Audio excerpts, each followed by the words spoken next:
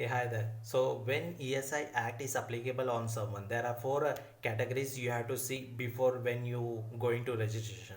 The first thing is that in which state you are and which district you are, whether that is a implemented area or not. So in under ESI, there are some state and district where still ESI is not implemented. So I given the link below. You can check whether your district is covered or not. Second thing, specified factory and industry.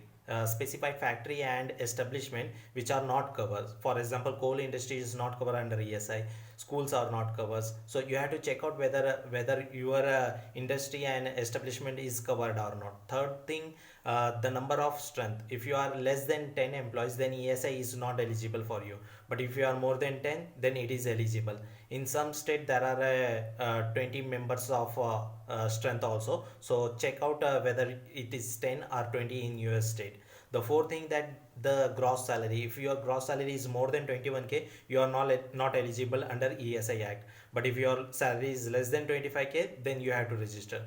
So based on this four category, you have to register under ESI Act. So hope something new you got to learn. So in that case, if you got more updates on this PF, ESI and taxation related, you can join our Telegram group, which is in the name of Tax Tribunal. So where I have share daily some updates related to taxation and PF, ESI. So see you in other video. Till then, हमें भी आपके दुआओं में याद रखना.